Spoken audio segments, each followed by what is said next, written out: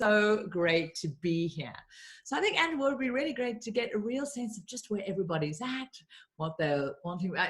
What I can just introduce myself quickly. So Yes. I've got a brand called The Wealth Chef. I run a business which is really all about financial literacy, financial education. Mostly I actually consider myself a financial activist, teaching all of us around the world all the stuff that we should have been taught about money in school, in university, in colleges, which we're not. You know, we are taught to worship at the altar of income. If we can just get a good job, if we can get that hustle, if we can get that next contract, then we're going to be okay. But in my own journey, I was taught up believing that. And so I decided to study civil engineering, not because I gave a damn about how steel bent or a cube crushed, because I thought that was going to be the good job, you know, as a woman.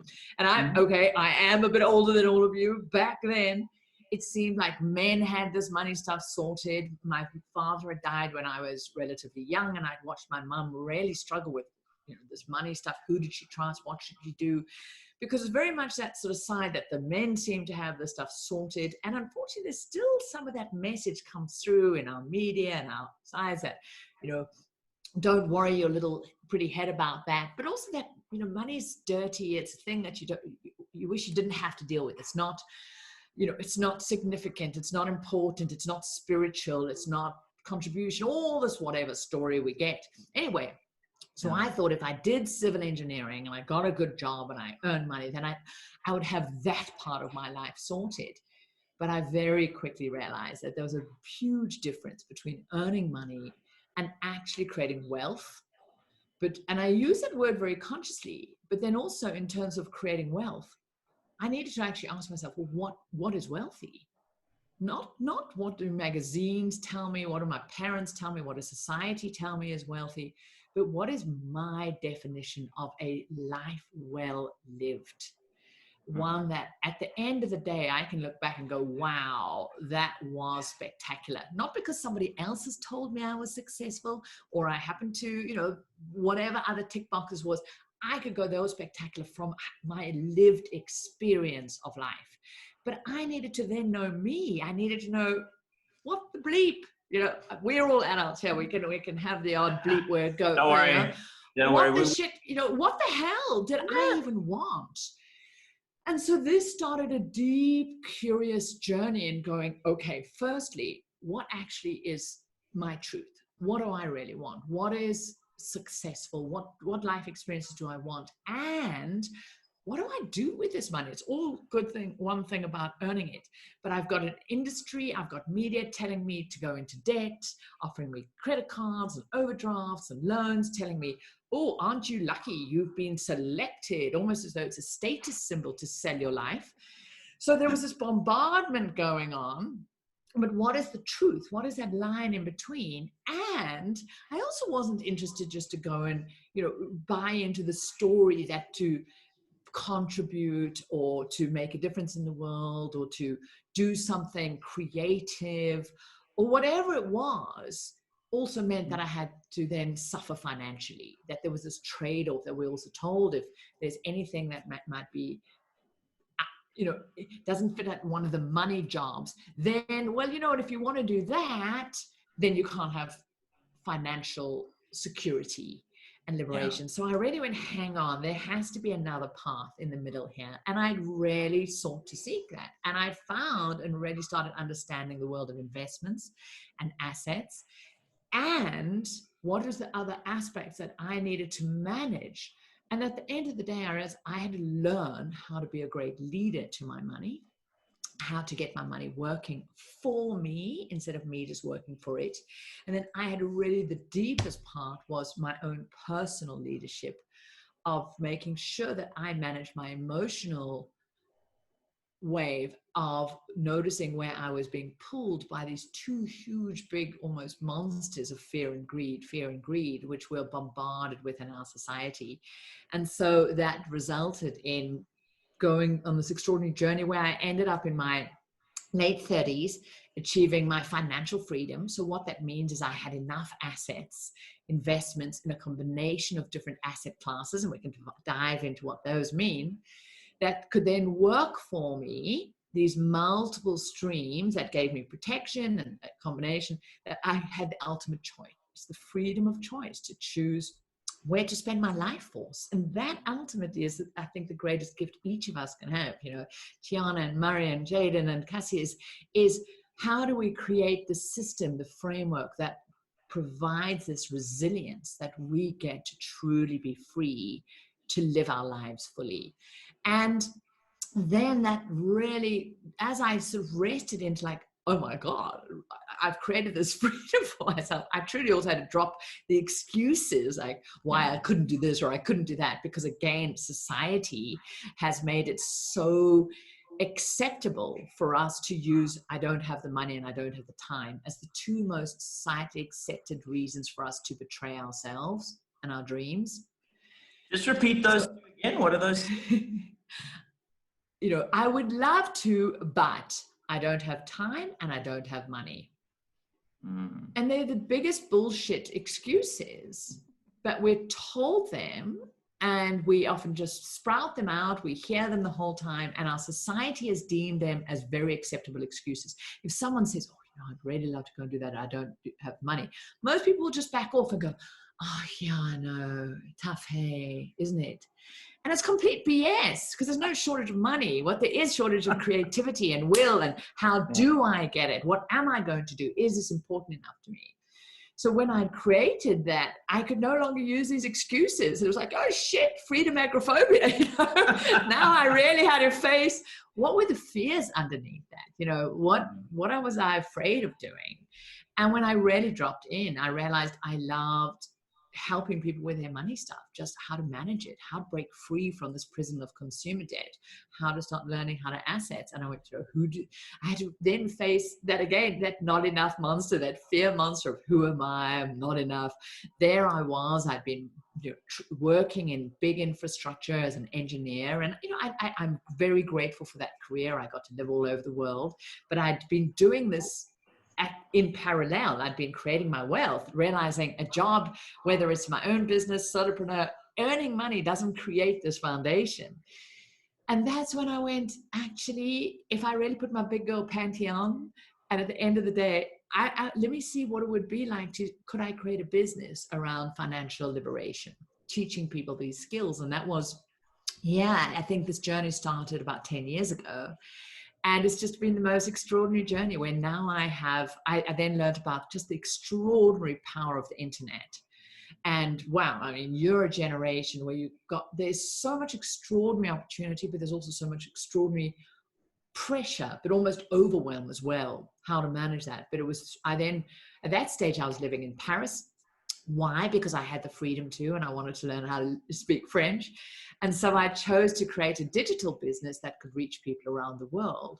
And this grew. I learned digital marketing, content-based marketing, selling this knowledge business, which is one of the fastest growing businesses in the world. And now with what we've seen happening, the use of digital technology to transfer skills, to provide value, to package is extraordinary. And so right now, you know, some industries are just being decimated. Some are just going through the roof. And that happens in every shift.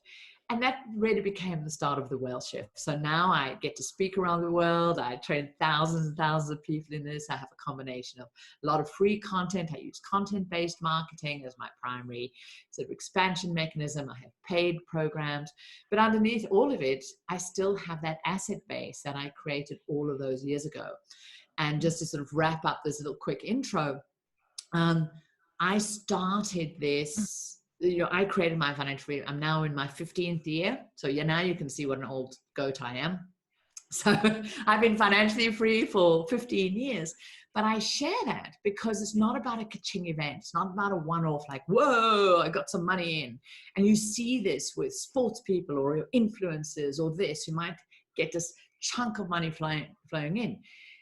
I learned how to create this framework of assets and this almost financial resilience system that has supported me through the 2008 credit crisis, through all society, because when you truly understand money and assets and investing and this ecosystem of wealth, it's sustainable.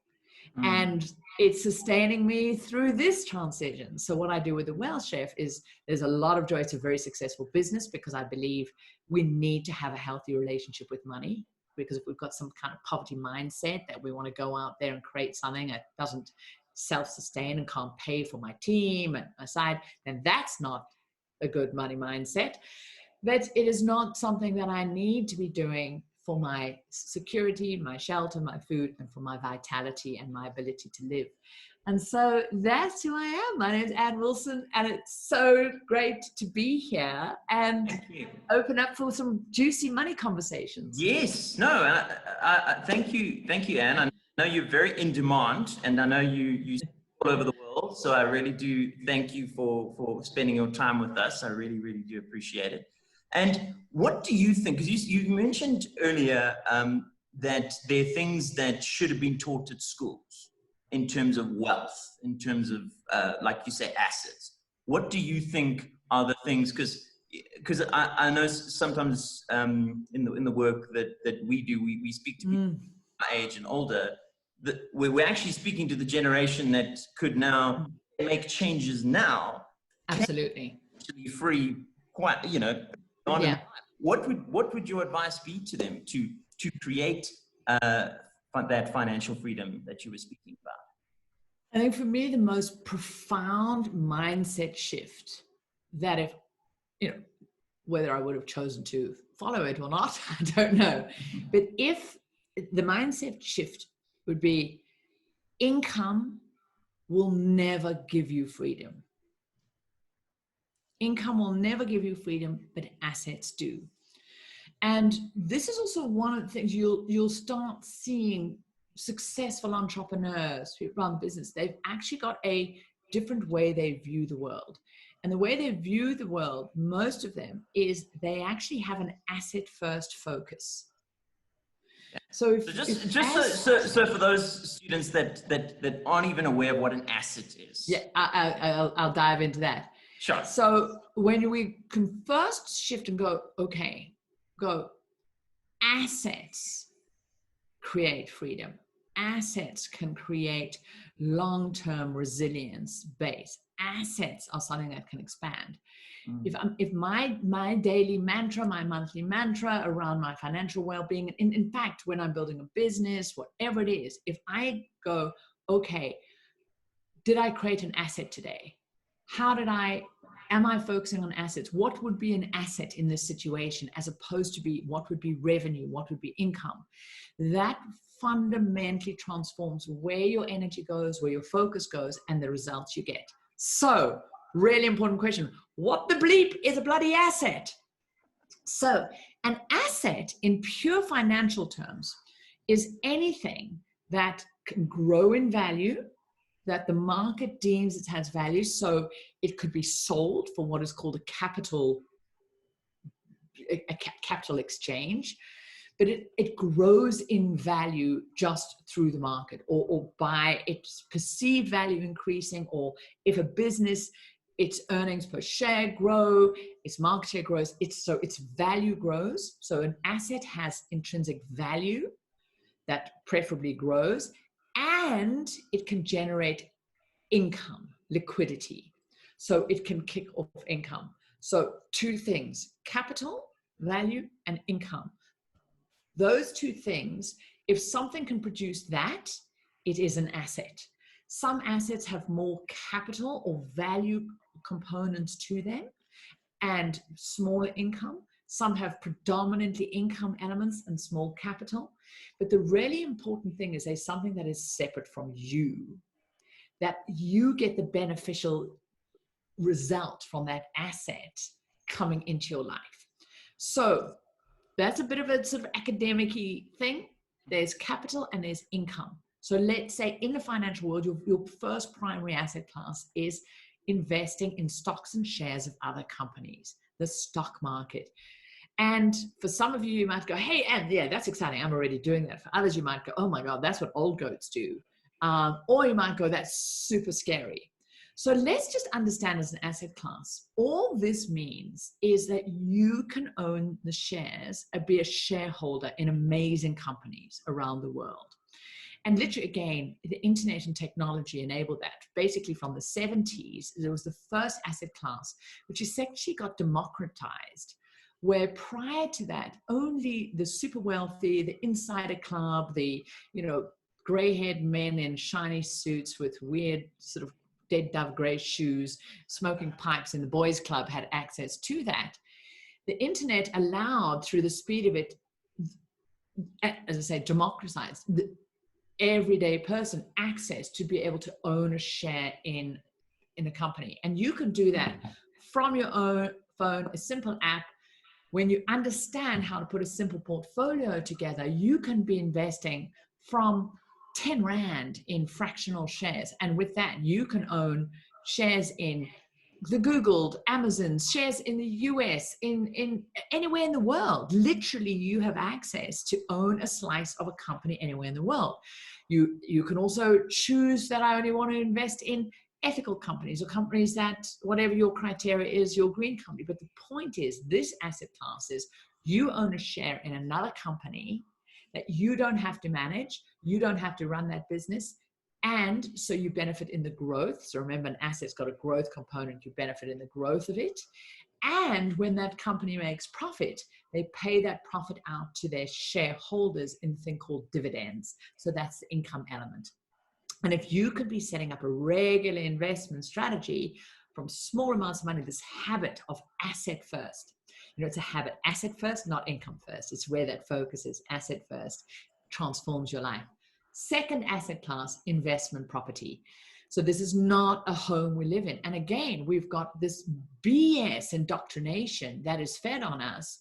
And where there's also had quite a lot of Anglo-Saxon colonialist influences around the world, there's a story around worthiness, that you need to own your own home, that's the greatest asset you have, and that's the greatest financial decision you're going to make. Why? Because the financial industry and society actually needs people locked in. Again, complete BS. The home that most people live in is not an asset. It's just a gigantic liability. But you can investment property, which you view and you let the numbers do the talking for you, are a great asset class. They're also called tangible assets because you can touch them. And again, that two underlying, is something an asset? It can grow in value by the market growth, and it can kick off income. You can earn income from it in the form of yields. So that's just the language of property, which is essentially rentals. And that can be residential property, it can be industrial property, commercial. And what's so sexy again here, as technology is advancing, it's far behind the stock market, but now you're getting more and more opportunity to syndicated investing, again, through apps, through investing where you can do collaborative investing with others. And now for far smaller amounts of money and lower entry costs, you can now start building up a portfolio of property, from medical buildings in the US to something all over the world, again, from the simplicity of your phone. So asset first. Third asset class is what I call low input businesses. I hate that word passive. There's so much bullshit out there in the, I call them the charlatan marketing, write an ebook and sit and have your daiquiris for the rest of your life on the side. Please, unfortunately, this world also attracts a lot of complete con artists. There is such a thing as too good to be true. Your wealth is an ecosystem of creating habits and systems, and just like in health, there's no one magic pill that means we never have to do a ruddy sit-up again. Pity, but hey, that would be really nice. But it's not, so your wealth and your health, they're ongoing things. So this next asset class, which I call low input, this is where you create something, and then the value is delivered out there to the world, because money is just an exchange of value. You give out value, you get money in exchange. It's just an exchange of value. And when we can also get that through our head, there's no other judgment, there's no other meaning to it, there's no good, bad, evil, right, wrong, whatever. That's the other stories we're told. It's just an exchange of value. So if you can create value once and then you use systems and processes and other people to deliver that value on an ongoing basis, but you benefit from the increased value of that added value expanded. So that's the capital side, and the income generated from that value exchange. This is a low input business. Lo and behold, the internet has made this, again, democratize this for people extraordinarily. My business called The Wealth Chef is a low input business where I have video courses, audio programs that can all run on autopilot, where I have automated systems that deliver that to people. So it's all automated, low input. E-commerce businesses, low input businesses. I mean, Amazon right now is exploding. Amazon has just employed over 150,000 new people to work in it. The founder of Zoom, yes, we're using it right now. Yes. His net worth, so net worth is the value of his asset called his business called Zoom. It's gone up 20 times in the last 4 weeks. Yes. And makes sense. It makes complete sense. Yeah. Yeah. So, you know, that's a low input business. He's got people doing stuff, but technology and systems does the work. You know, we don't have somebody here holding a camera on each of us. And so there's a huge area in here. Royalties. If you take photographs and you put them on the stock photo site and it gets used over and over. So that is this whole other asset class. In the physical world, vending machines, automated car washes, laundromats, franchise systems. These are all low input businesses where we follow a system that value can just be leveraged. So you've now got these three types of asset classes. And the fourth asset class that I always add is actually ourselves. You know, we are always our most important asset. And for most of us, when we start out, and maybe some of you already got some other assets working for you, but I know certainly when I started out, one, I didn't even know anything about assets, but in a way, all I had was the asset called me, was what was the value that I could give out in the world and exchange, get return from that. So when we go, so it's also important not to shame, you know, any kind of money or income we earn from us giving value directly. But if that's the only thing we have, if that's the only asset we have, we are super vulnerable and we can never have that freedom of choice of to choose to do that or not. But we also need to be expanding us. What are our skill sets so we can add more value? Are we always learning, growing?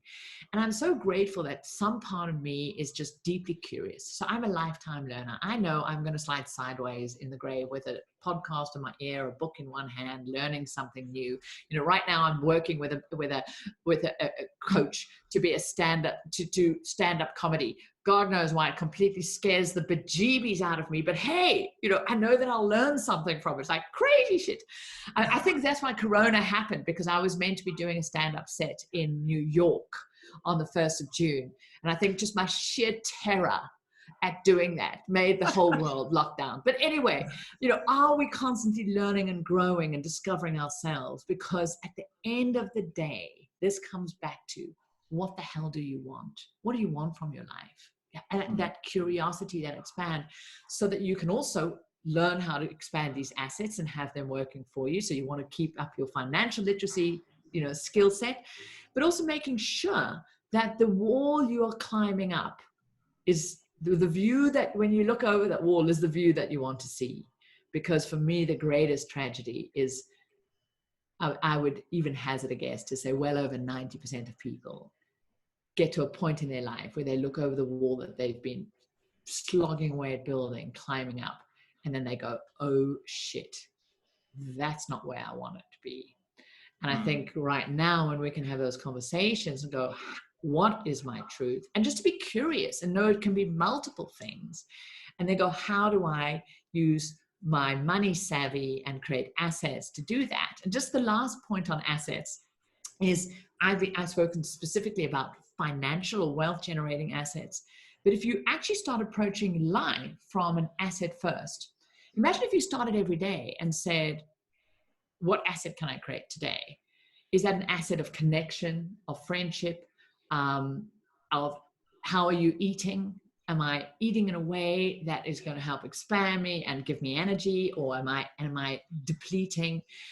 Where am I choosing to focus? Am I focusing on other people's emails and responses and responding to their message, or am I choosing to give my time, one of my most precious resources, and starting my day with spending that time on things that are actually going to contribute to my life and expand? And so I think an asset first philosophy of life as a whole is it is just transformative in the life you then get to create. Absolutely, absolutely. I think that's a huge big thing. It is a different mindset, because it's out of that mindset that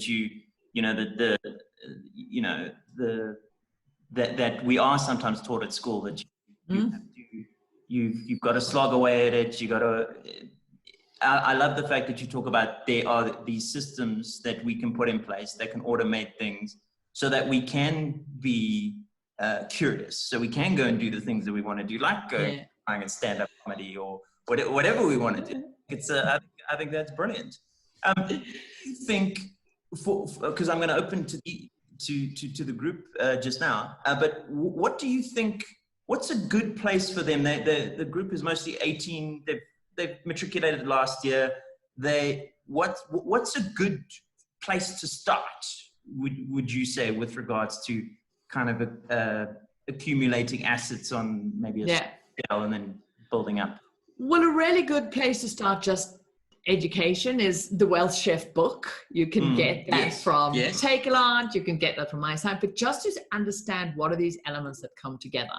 I've also got a lot of resources on YouTube, etc. But most of you South African? Are we speaking? Yes, they're mostly African? Yeah. Jaden isn't from South Africa, but everybody. Okay, great, because and Jaden, wherever you're from, maybe can help you there.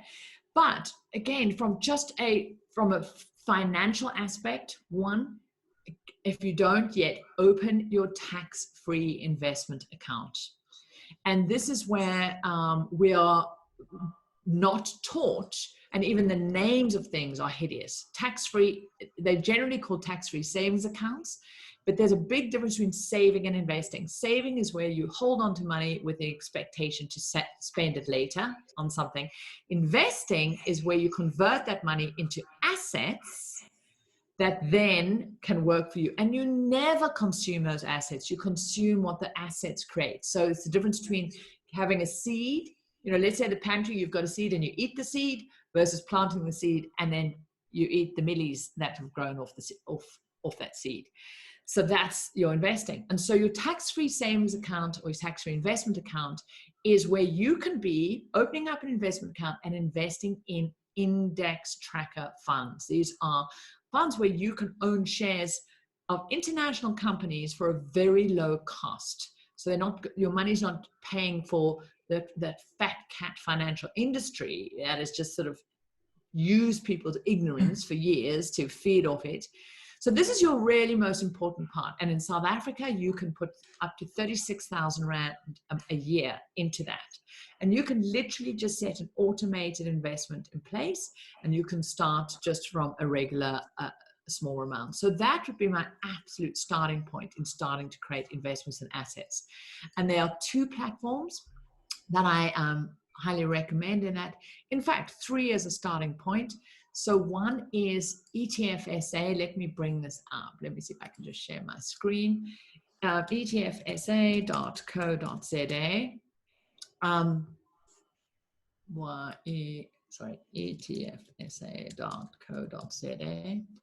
etfsa.co.za. Completely hideous website. And because I suppose the good thing is they don't spend their money on fancy websites, but here is where you can go and you can literally open your tax-free investment account, and in here there's already a selection of just some portfolios which are all invested in these index tracker, these low-cost investment vehicles. For anybody right now, and especially in South Africa, I would look at most probably this portfolio of the international portfolio, which has got what's called the World ETF, which has got basically companies from all over the world, emerging markets, which includes South Africa. You've got income earning properties and global property. So you've got this mix of different assets in a single way. And it can just give regular, consistent contributions, which starts building that up. So that is one you can look at. There's also a online broker called Easy Equities. And this is, I'd say, South Africa's sort of best broad online broker. Again, you can do fractional shares in here, smaller regular investing amount, a bit of a sexier website, as you can see. Yes. But, again, this is where we've got to be savvy and go, hang on, don't assume just something that looks fancy. And there's a reason why when you climb off airplanes, when we used to be able to do that, or at sports stadiums, whose banners are up, all that advertising is coming out of your money. Yes. As an investor. I would rather have the shitty looking website and know that my money's working for me rather than working for those who are all going to be able to watch the rugby every week. So ETFSA, you can learn how it works, your different so tax-free investing, that would be being able to open a tax-free investment account. You can then choose, you absolutely want to be buying these things called exchange traded funds, which are ETFs, which are called index trackers. You do not want your money sitting in cash, because here's the thing. You benefit from your tax-free investing account. This is what makes it so juicy. Once the money is in there, any capital growth that those shares make and any income that they kick off in dividends is free of tax. If you invest outside of that tax-free vehicle, you pay income tax on dividends. So this is why you want to be tax savvy. So that would be my starting point for every person starting, that you want a tax-free savings account, and you can have a tax-free savings account from when you are 1 hour old. Oh, wow. Yeah, so you can not only, if you happen to have kids, you can do that for them, but it's not like you have to be 18 or literally anyone can benefit from that. So that would be a great starting point. And please, please, please avoid consumer debt like the plague. Just know that you're going to be bombarded with offers left, right, and center. And if you truly are going to consider any kind of debt, the only time you may consider it is if it is what I call leveraged or expansion debt, is borrowing in order to create and control an asset. But if it's to consume because you're told that you just have to, run a mile. And you might have to take on a loan to get a car, but then be super savvy. Don't buy a new car. You negotiate, find out what you want, get a better deal, ask. This is when we become great leaders to our money. We know that our identity, who we are, our worthiness is not defined by any of that shit. We already are. There's nothing we can do, be, have, or create to just be worthy of life. So what a liberation. We can free money up from trying to prop up our ego, and we can just get on with it and live a great life. So Andrew, that's where I'd start. Avoid consumer debt as much as you can. If you have to take any on it, be super savvy, negotiate hard, get those rates down, and start investing. And a great place to start is your tax-free investment account. Fantastic. No, that's brilliant advice. I wish I'd known some of this stuff when I had left school. You learn, and you let go of a story that I'm too young, too old, too late, because all we ever have is today. Exactly. We make that choice of what am I going to do now? Exactly. And it's never too early, it's never too late. So just this group, what I love about the group of students that are on this course, well, first of all, they're on this course because they are naturally curious anyway, which is brilliant. It's a fantastic. So here's bullshit. We're told curiosity killed the cat. No, it didn't. That was the biggest lie. I think curiosity is our greatest tool that we can use. Follow that curiosity. Is it going to get you into shit sometime? Hell yeah. Is it going to get you into some trouble sometime? Hell yeah. Is it going to get you into amazing adventures? Hell yeah. And at the end of the day, that's all life is. It's just one big hell yeah adventure. So I'm super excited to hear about curiosity. Yes, I think that's a brilliant thing. And then one last question before I hand over to them. What advice would you have? Because I know everybody is like, oh, an epidemic, oh, this thing we're going through with the lockdown and everything. And I think obviously the students are like, okay, now what career path do I go? Because, you know, like I was thinking of this, but is that career still going to be around? Is there any kind of advice you give them for this period that we're currently going through? So I would love to suggest that one of the most, liberating things we can first really give ourselves permission is the faster we can just get to the is, the greater we can free ourselves from wasting so much anxiety and energy from either time traveling to the past or to the future. Time travel can feel, it's a nice distraction, but it doesn't serve us at all, trying to guess what is going to happen. Now, that doesn't mean we're still not doing these foundational aspects, which we would be doing in no matter what market, whatever was going on. How are we dealing with your health and your vitality? What is happening in your relationships? What's happening in your money world? Are you giving that leadership? It's really going, how am I giving great leadership to these pillars of my life? Am I expanding? Am I growing? And how am I choosing to use the three keyest resources I have? One is your energy, is your life force. Where are you choosing that focus to be? Because this is one of the biggest and most powerful skills we can have, when we can get control over where we choose to focus and have the discernment to understand that where focus goes, energy flows. And so if we're focusing on all the things that could be wrong, or the doubt, or the fear, or listening to other, crappy memes being shared all over the place, or getting sucked into other people's dramas, or distracted, know that is we're just going to create more of that. So what are you doing with your focus, your energy? And is that creating asset? Is that expanding me right now? What am I doing with my time? So that links with it as well. Right now, oh my God, we're having such many changes. Are you using your time just like you are right now? Learn some new things. What are the things that you're going to emerge from? I think we're going to see at the end of this huge period, there's going to be people who've made choices right now to use their time, their energy, focus to go, I have no idea exactly what this world is going to look like when we come to. And in fact, when we really drop in and know that none of us ever actually know what our next hour, our next week is going to hold, okay. But what I can do is, what's some new skills that I can learn? I really understand that almost multi-portfolio kind of living is super important. We're never going to rely on having just one egg, one job, one career, one business. Whether you're an entrepreneur, whether you're an employee, that's the most dangerous thing to have. There's this phrase saying you want to have, don't have all your eggs in one basket. Well, many people not only have all the eggs in one basket, they've only got one damn egg. And they don't even have a basket to hold it in. So, it's using this time to go, what could be those multiple eggs? You've got this opportunity to say, great, I could be starting investing.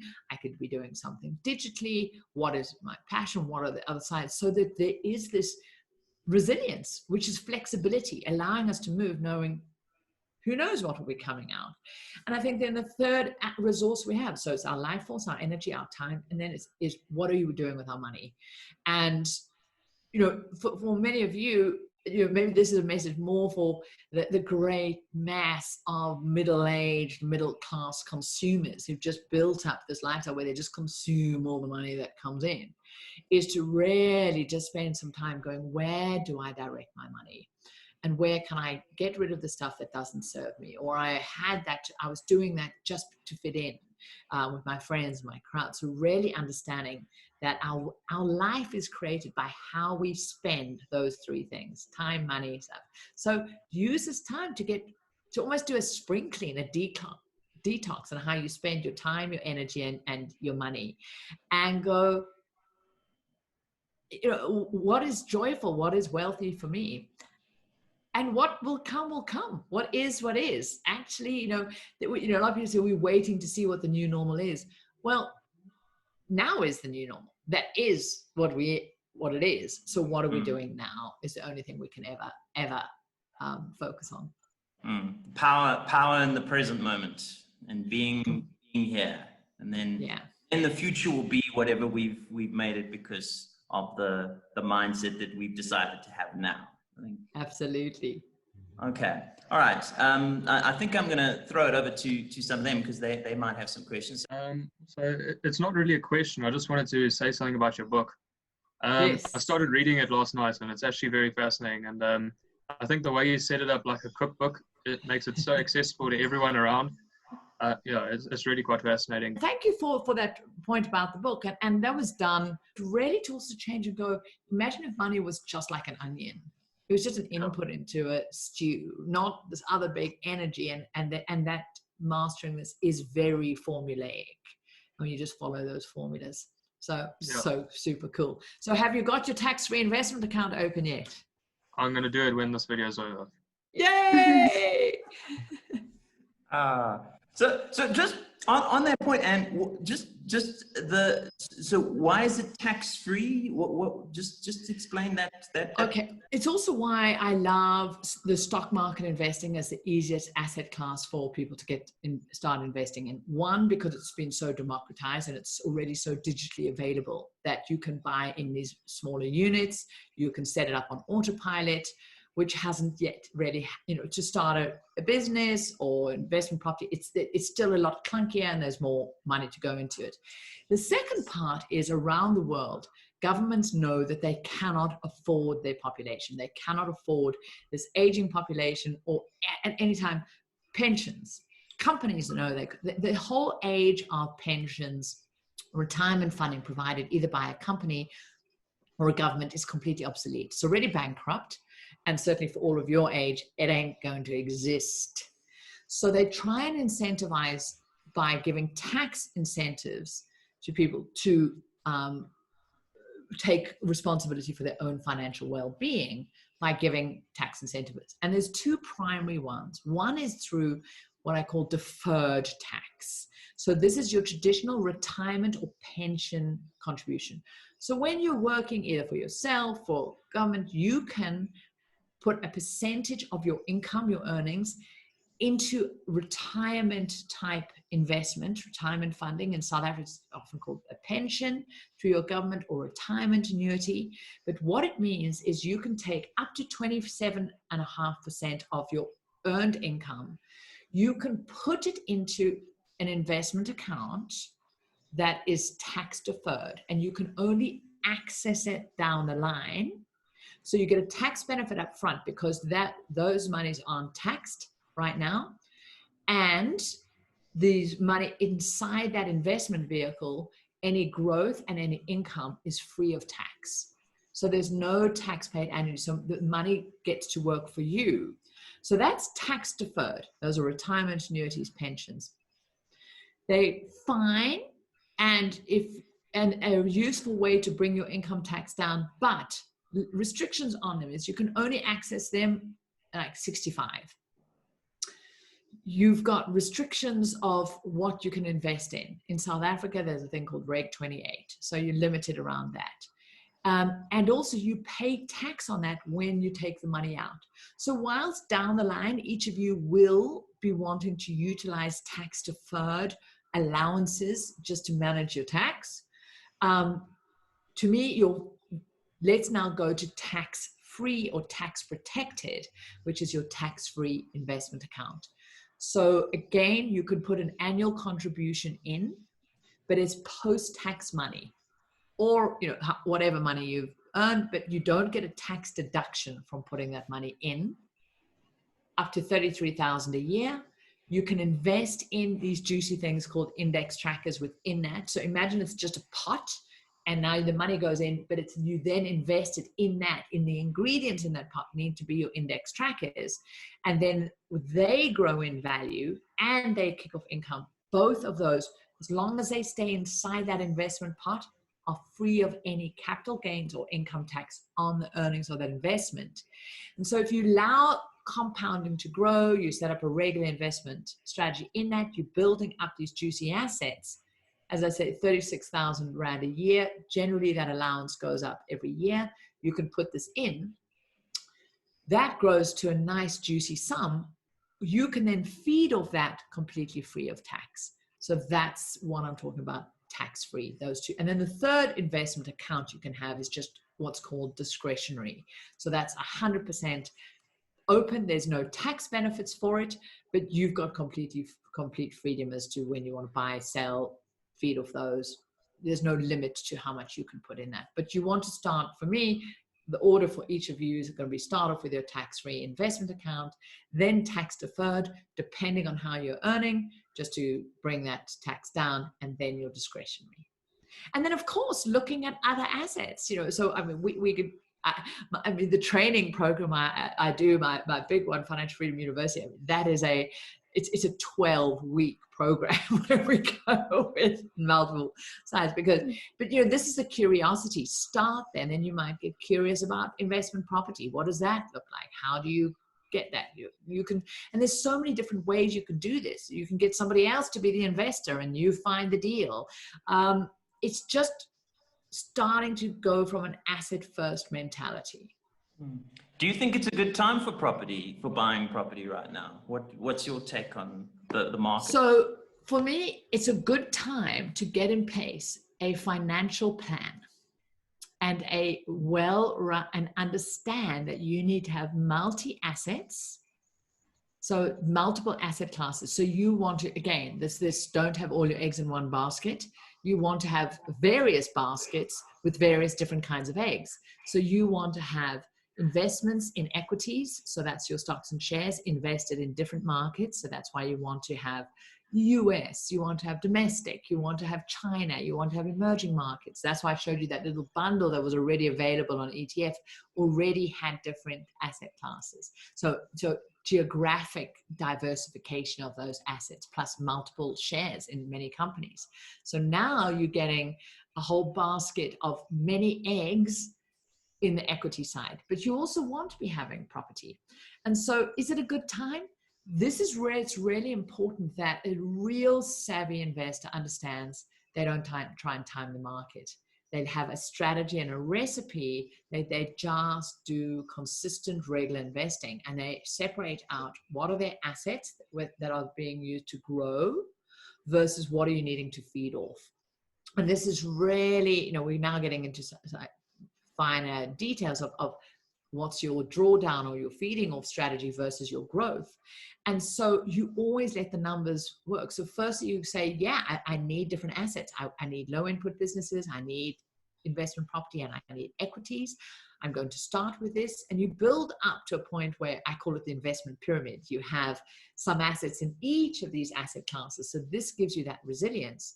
Then in property, you always, for every asset, you let the numbers do the talking. Because at any moment in time, in every second, there is a great property deal to be made and there's a shit property deal to be made. Many people will be making shit property deals because they've got no clue what a good deal looks like. And other people will be making great property deals. It's not about, is now a general time. It's about, do you understand the numbers? And do you let the numbers go, do I understand the capital growth? Do I know the market? And when you actually go, investing is just a business. And at the end of the day, I'm the CEO of the thing called My Amazing Life, Inc. And I need to, that's all it is. And these assets are just sub-businesses that work to, support this thing. And investment property is a business. It's basically saying, is there a demand? And so this is really important because especially with property, I love we're giving a quick little, let's see how fast we can do investment property 101 in 2 minutes.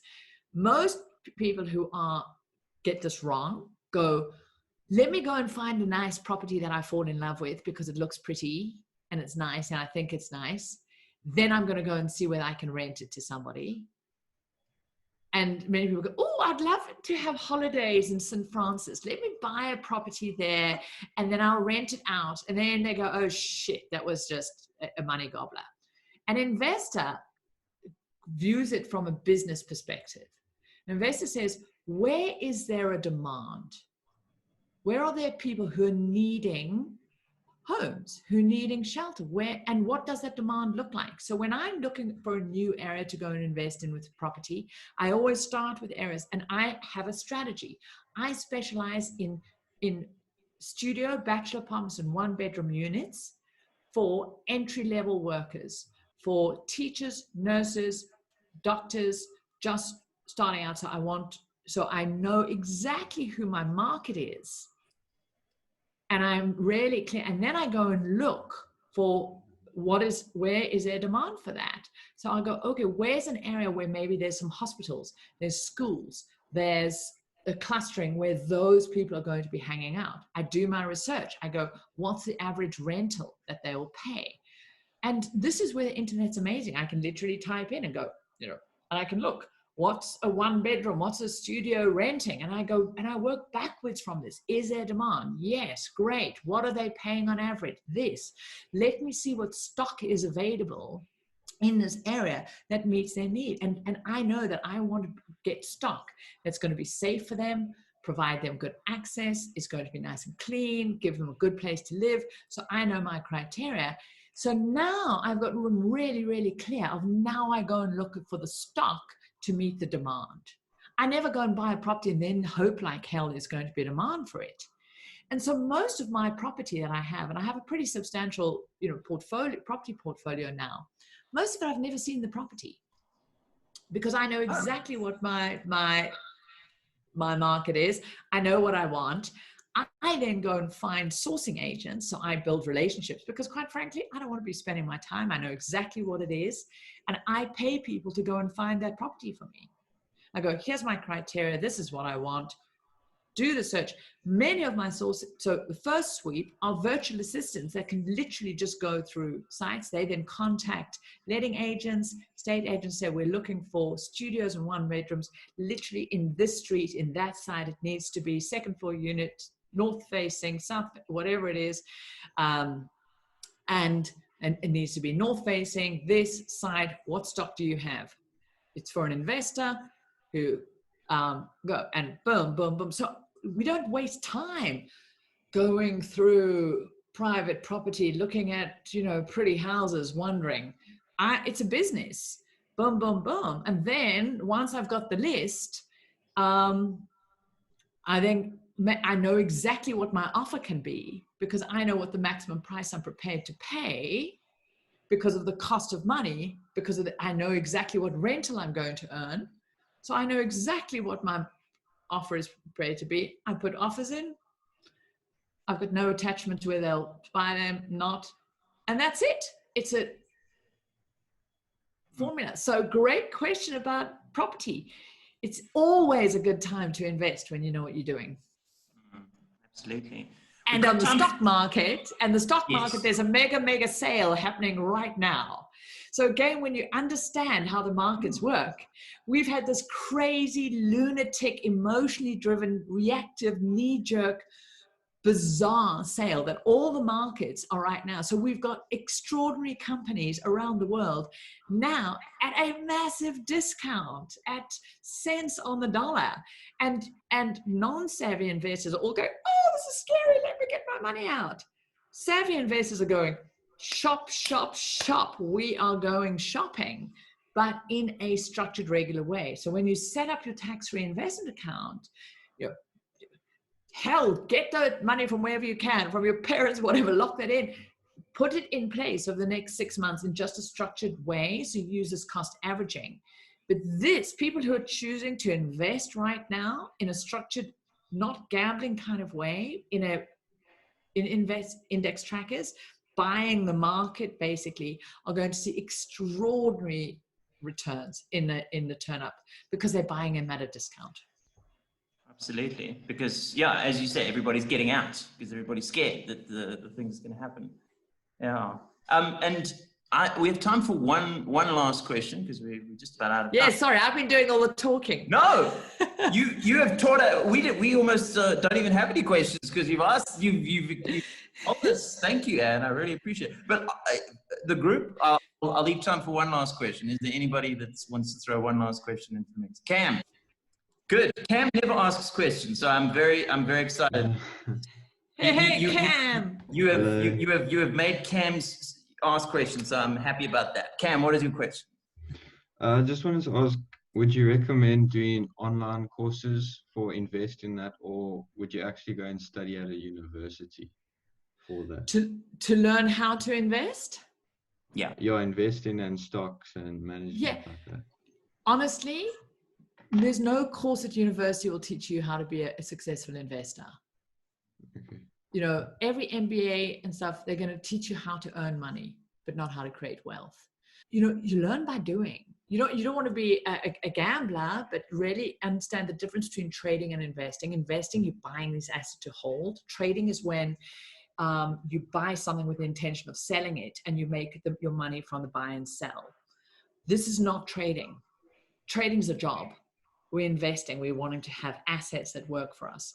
So that'll really help you, learn some more of this. So do that, and you will know more than 99% of the world, and 99% more than most people that call themselves financial advisors. Because here's the danger: financial advisors are, and this is not their fault. That whole industry, all they are salespeople selling these pre-packaged products. Investment products. Most of them are clueless when it actually comes to investing. All they are salespeople selling products, and most of those products are hideous. They're very good for the financial industry, but very so you don't need to go to university. And one of the things I'll have to say to people, yes, I did go to university. I'm very grateful for my engineering career. I had a lot of fun. I lived around the world, but that's not what created my wealth. I'm also deeply grateful I never studied accounting, financial advisor, all of that, because actually just about every accountant, financial advisor I've met are broke and have no clue about money. Oh, wow. There goes that theory, Jaden. You're welcome to be, but don't expect that to create your wealth. Yeah, Jaden was on the spectrum. He was interested in like writing music and chartered accounting as well. He was those are his like options. So what I'm interested in, Jaden, why chartered accounting? What was your motivation? I think it's because I wanted to have a normal career, because my parents were wondering about, are you like music won't work like this, and I wanted to do like something that can be sustainable, kind of, and so I thought about business, maybe business administration, things like that. And I absolutely get it. I mean, I grew up, you guys grew up in a culture that's even more open to just trying different things and portfolio kind of lifestyle, but there's still this story and this pressure. I was absolutely, you go out there and get some kind of profession. That was the only way you could do it. You were a doctor and this.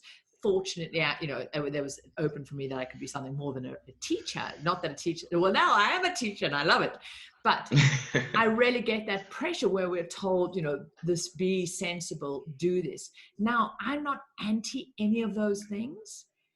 It's about just eyes wide open. I think studying is great. I think if you have the privilege and the opportunity to do tertiary education, it really is about the biggest benefit you're going to get from it is teaching you how to think, organize your mind, be self-managing.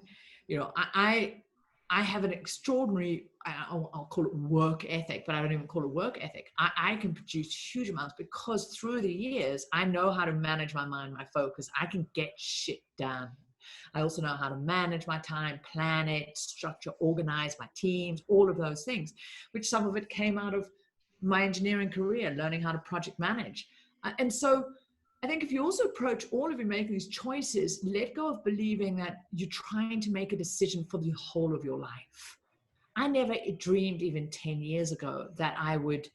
I have a TV series in the UK. I have an international best-selling book. I speak on stages around the world, and maybe I will or won't do a stand-up comedy. But that was never part of when I was choosing this. So I think to also let yourself off the hook that there is no one right decision. But if you choose to go into accounting, know that it's boring as hell. It's very much a precision tick the box.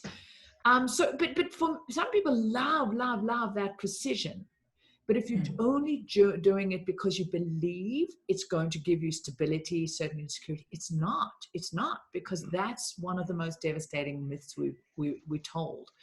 And so maybe there's a mix in there. It's do your music, but then what is something where you could offer value, get money in? Because yes, we need to be earning those monies, but those sides, and maybe you become a property sourcer for people like me, and then you take that money and you invest in property. Who knows? But, follow that curiosity to go, we do need structural skills of learning how to master this extraordinary thing, how to be efficient, how to manage time, how to manage people, how to plan, all of that side, which many of those kind of courses will give you. But the myth and the bullshit we're told that is the socially acceptable thing, and that your music, your art, those sort of things, those are the nice hobbies you do on the weekend. That's also can be BS. But I've got many great friends who've got extraordinary online businesses, teaching people art, teaching people music, but they've added a business behind that element. And so this is about also going, if you're creating music, you could create that from a mindset of just an income mindset. How do I sell my music for that one-off bit of money? Or how do I build up my music business as an asset-based business? How am I going to create assets out of my music, out of my process, out of the things I do? And that will take you on two very different trajectories. Absolutely. Yeah. Thank you. Thank you for your Sounds good, Jen. Yeah. Thanks. Yes. And thank you so much for spending your time with us. I really do appreciate it, and I've learned so much. Yeah, me too. Students have as well. So thank you again for your time.